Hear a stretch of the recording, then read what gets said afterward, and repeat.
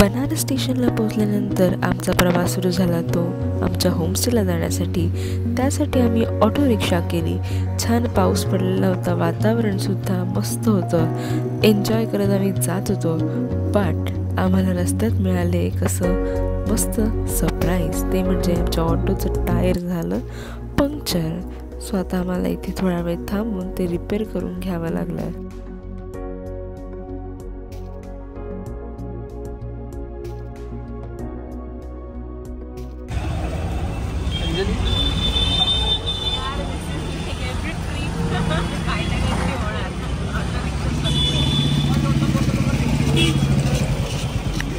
A few moments later.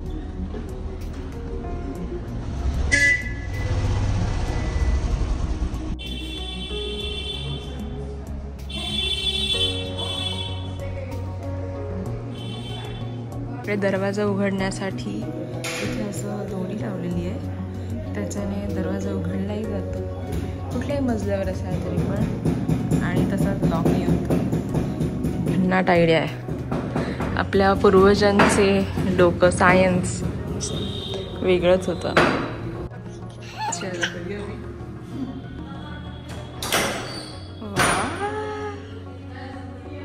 वाह,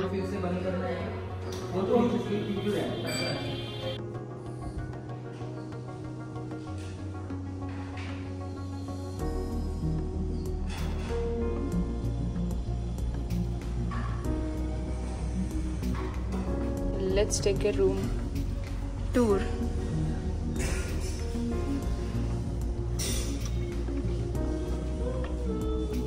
Hello. Hi, Sanmai.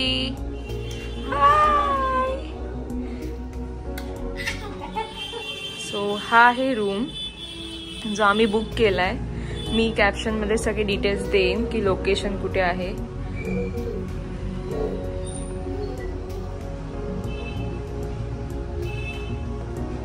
Table cloth बनारसचा,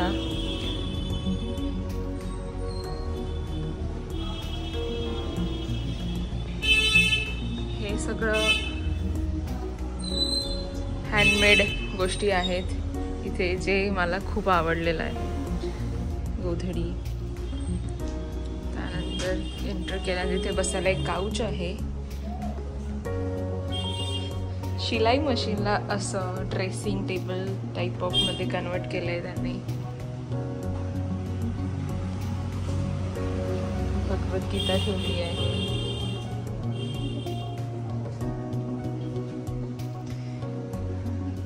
आणि इथून दिसतात ते बनारसच्या गलिया।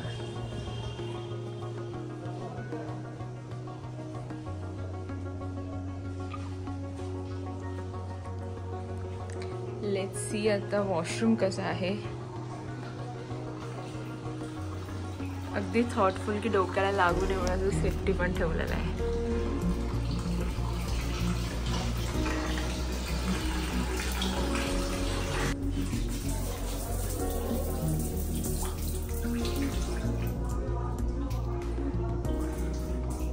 होमस्टे आहे पण तिथे सगळ्या ॲम्युनिटीज व्यवस्थित दिलेले आहेत। वॉशरूम पण मस्त आहे।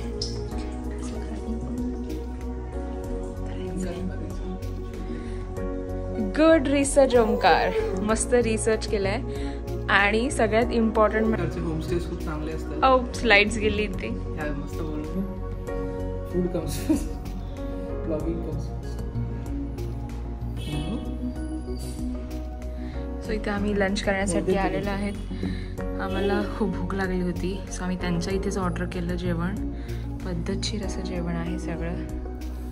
चला आता आम्ही लंच करून घेतो। इथे बनतंय सनमाईचं जेवण।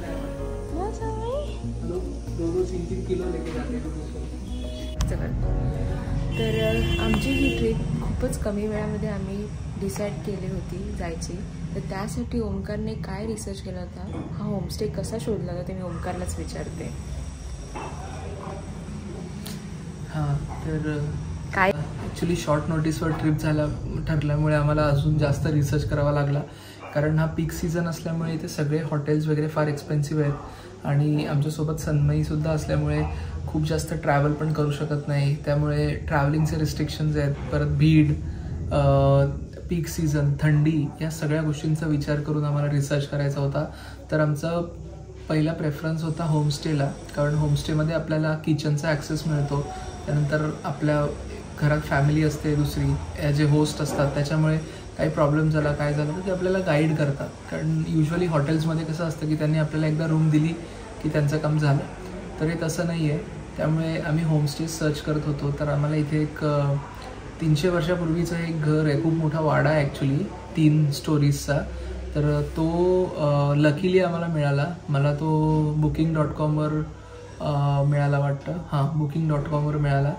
आणि खूप स्पेशियस असा रूम आहे हा. याच्यामध्ये आपल्याला किचन मिळते आम्हाला, सो शेअर्ड किचन आहे ऑब्व्हियसली. तर त्या किचनमध्ये आम्ही सन्मयीचं जेवण बनवलं.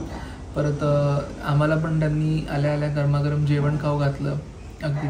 तर ते आपल्याला बाहेर जवळपास मिळत नाही. आणि सगळ्यात महत्त्वाची गोष्ट म्हणजे इथून काशी विश्वनाथ टेम्पल अगदी 5 मिनटाच्या वॉकिंग डिस्टन्सवर आहे. कालभैरव टेम्पलसुद्धा 5 मिनटाच्या वॉकिंग डिस्टन्सवर आहे. तर तिथले जे बनारसमधले जे फेमस इटरीज आहेत ना, म्हणजे छोले, हे आपलं कचोरी, परत कचोरी, परत मलाईयो फक्त थंडीमध्येच मिळतं. तर ते सगळ्या गोष्टी याच लेनमध्ये आहेत. आम्ही खाली उतरलो की आम्हाला सरळ सगळं आहे बाजूला.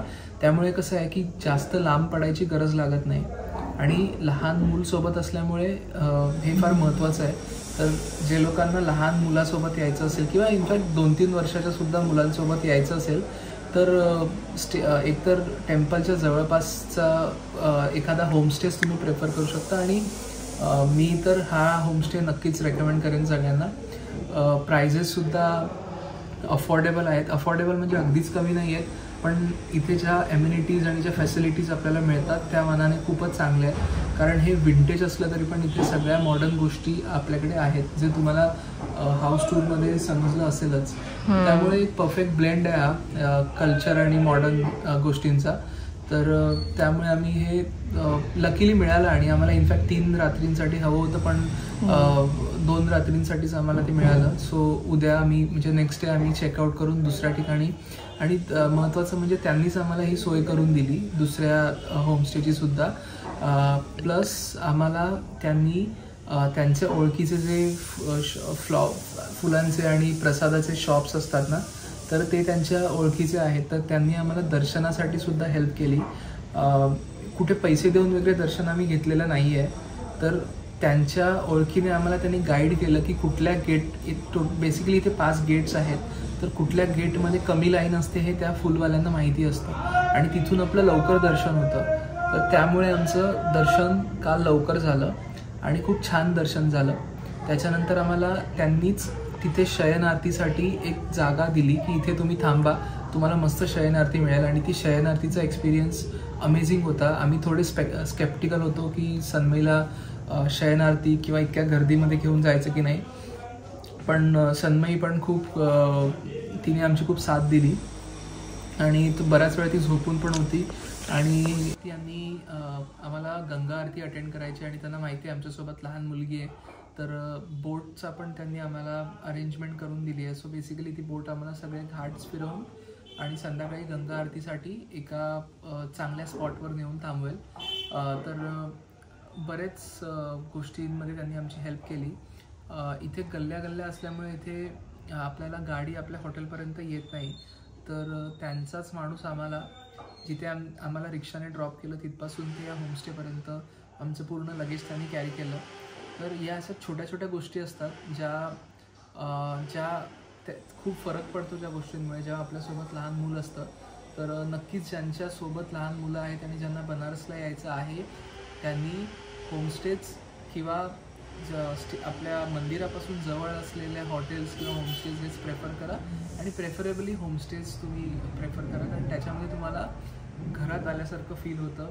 तर ही माहिती तुम्हाला आवडली असेल तर नक्कीच लाईक करा, सबस्क्राईब करा आणि शेअर करा. हर हर महादेव.